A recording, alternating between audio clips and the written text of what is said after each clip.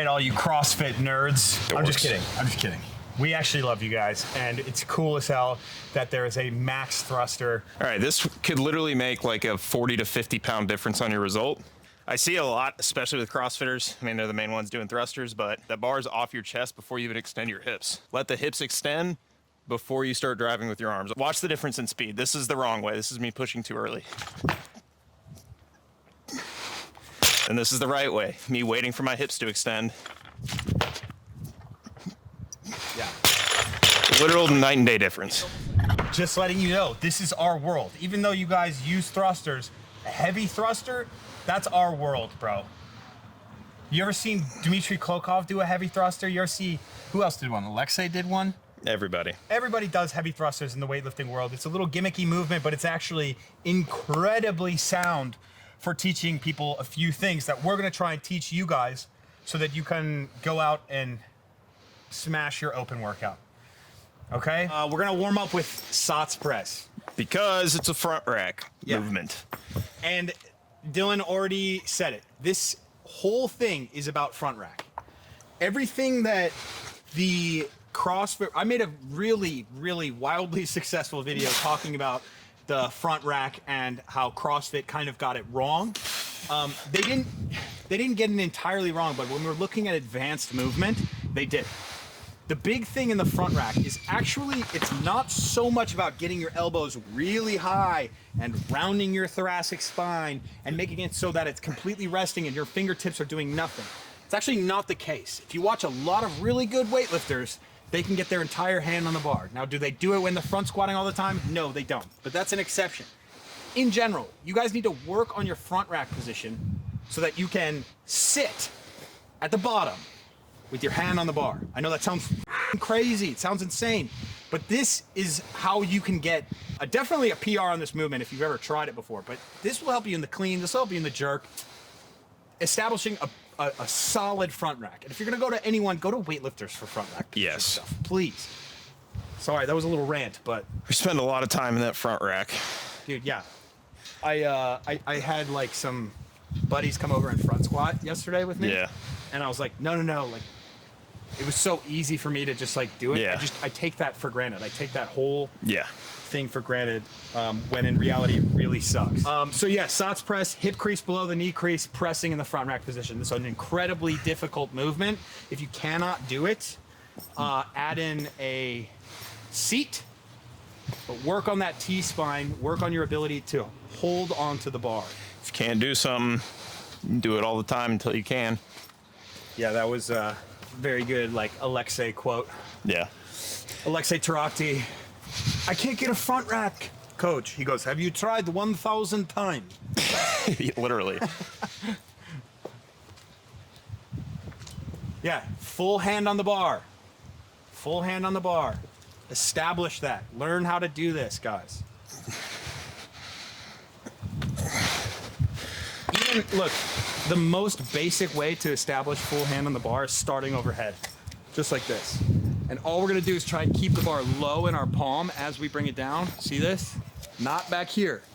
A lot of people, they have the bar overhead, they start bringing the bar down, or they're here, they start bringing it down and they go like this. Already you're losing. It's gonna be very difficult to max thruster like this.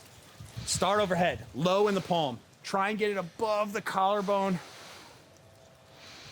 Just like that.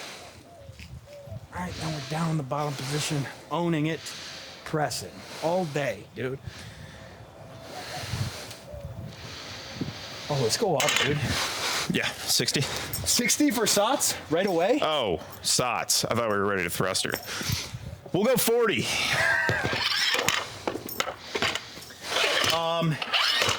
Look, if I'm a dirty little CrossFitter, Dirty little boy. I'm not entirely sure about knee sleeves, but I will say this: shoes are gonna help. Yeah. Weightlifting shoes are gonna help. So have them ready. I don't know what like protocol people are gonna be doing. I remember there was a max clean and jerk after a snatch. It was a snatch deadlift toes to bar workout, and I remember changing shoes. So you can do that. Yeah. But you guys, weightlifting shoes work for a reason. Like, look at, go down to the bottom of the start doing the Sots press. Now, mind you, he can do it without shoes, but this is way easier for him. Look at how vertical that is. The more vertical you guys can catch in the bottom of the clean while still having your hip crease low, the better off you're gonna be. And the more vertical you are, the easier it is to get your whole hand on the bar. It's crazy.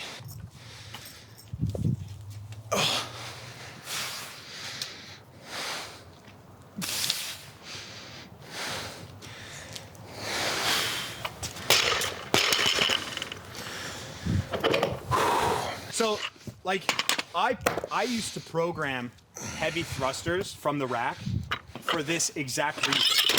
Being able to stay vertical, because the moment you start standing up out of a squat, you're here, it's gonna be difficult to press.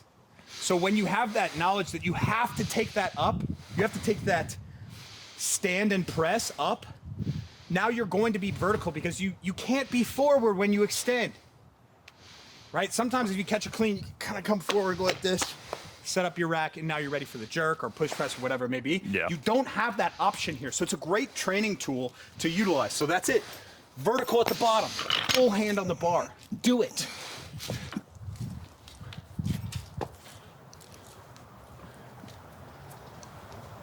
You've gotten like good at this. I feel a lot better now. The first day we did them, dude, you're like, I literally can't do that. Yeah. It's the whole thing. When you're not good at just do it more. Have you tried 1,000 times? You want to snatch more? Snatch more.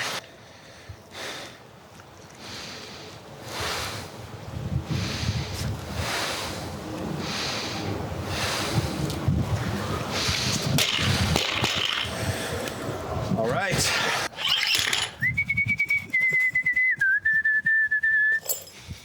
Also, I hope you guys like the bench. This is a new addition. It's a rocking bench. All right, this could literally make like a 40 to 50 pound difference on your result. And that is making sure you finish driving with your legs before you start pushing with your arms.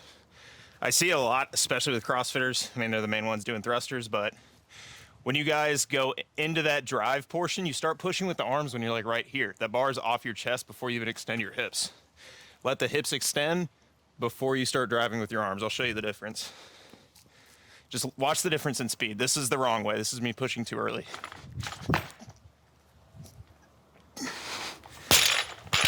Then this is the right way. Me waiting for my hips to extend before I start pressing. Yeah. Literal like, night and day difference. It's almost like you're attacking overhead position. You're like attacking it on the second one. Yeah. The other one, you're grinding. Yeah. If you just be patient and let those legs do the work instead of just getting too excited and just pushing with the arms, you're going to get such a better result. I want to try that. I'm going to try doing a bad one. Do a bad one.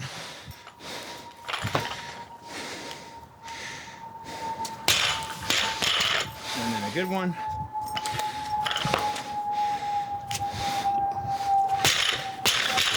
Completely different movement. One thing you guys can consider too is the grip. So what I'm actually going to do is I'm going to experiment with a slightly wider grip. Now, we need to look this up. Can you power clean it? I don't know. I'll look it up after I wrap my knees though. This is crucial. So like, we think about going overhead. Someone like me, I've got longer arms. So when I jerk, I actually have a wider grip than most because I can lock my elbows at the same time that I solidify my feet on the floor. Shoop. It's a lot easier here. Here it's a little bit more distance when it's in narrow. So it's a similar thing. You might be able to time up the extension of the elbows if you have a slightly wider grip. Now, if you have to take the clean into the thruster, then you don't get that opportunity, so you have to grab wider. If you get to power clean, you can power clean whatever grip you want, and maybe you can think about bumping your hands out. But we got to figure that out.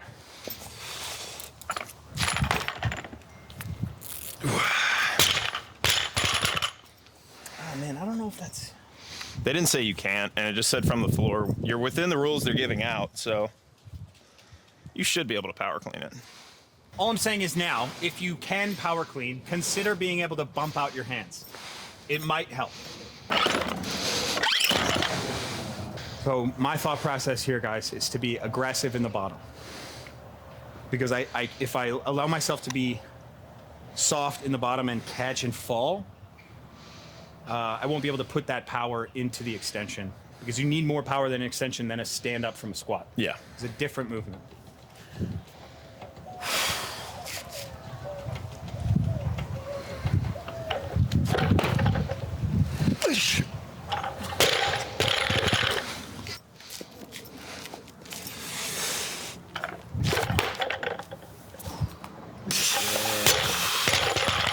Funded. Center knurl's a little too sharp on this. Are you wrapping it?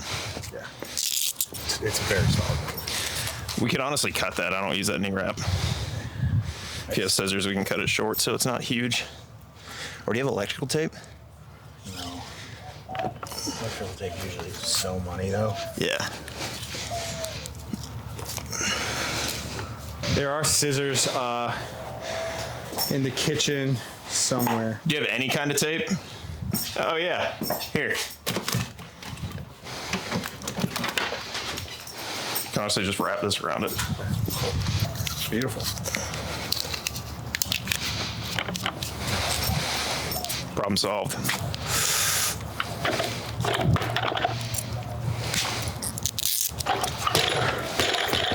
Another thing I was just thinking of, those big bumpers, whether they're high temp or the bigger rubber ones, Use those. use those if you can.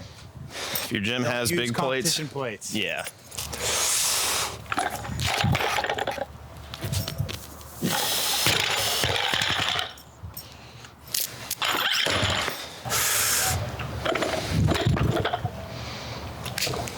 Yeah. So guys, if you're gonna do like power clean, usually personally I'm gonna power clean with a narrow grip. I'm gonna catch. Me personally, I'm gonna bump my grip out just a little bit. I'm gonna pop it up, bump it out, still get my full hand. Now as I sit on that front squat, deep breath in, deep breath in, and just try to stay as vertical as I can so that when I stand up, I'm also, you know, I get the opportunity to control the descent. So it's interesting.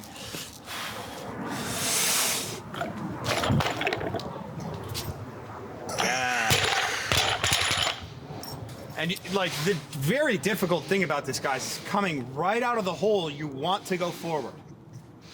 Yeah. And this is why your hands, the grip you have on the bar is so huge. Yeah.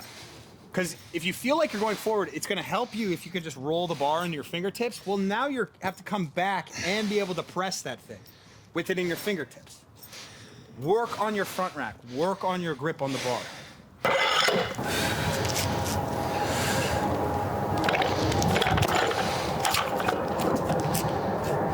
Come on.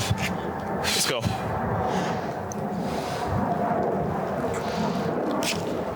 Whoa. That was tough. All right, now.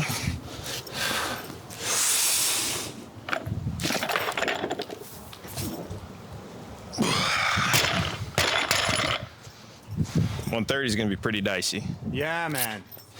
This is tricky. Yeah. Can't It's imagine not a doing push this. press. No. It's not a push press. I thought like, It's way different. yeah, we're push pressing 130 pretty easy. Yeah. Let me try 110 again.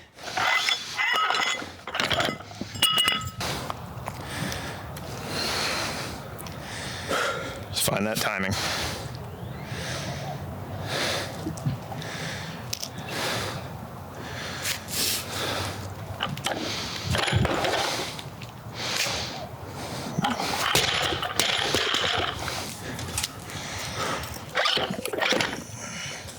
I swear locking out my elbows has added resistance because of how sore my biceps are.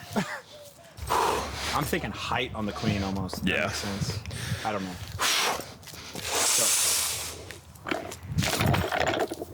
Oh yeah. It's so weird, right? It's just I pushed too early. I felt it. Like the yeah, bar but was it's like, it's because your hips are from back here, dude. yeah, It makes, you know, it's like in the push press, our hips are so much more underneath us. yeah. Dude, I got that. I literally felt the bar off my shoulders before I started pushing. I'm gonna prove my cue here in a second. I will prove my cue.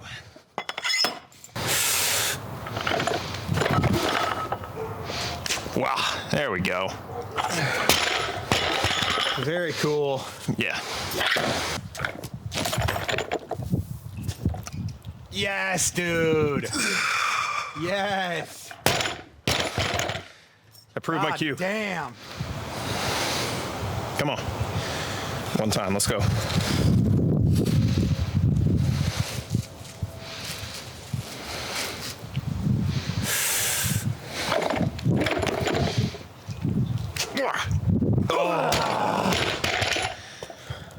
Watch the bar. God damn it. Yeah, that's a fair assumption to say if you cluster, it's going to be much better. I mean, it's less time under tension while you're fatigued as well. Because you have to go, the workout's done, you go directly into this 5 minutes. So like having that bar in your hands for the least amount of time is probably going to be the way to go. 25. Yeah. They do 126. Gigs. See what Toma does on this.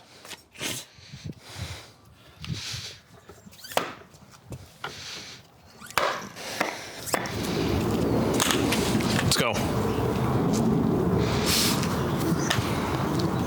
Come on. Push. Yeah.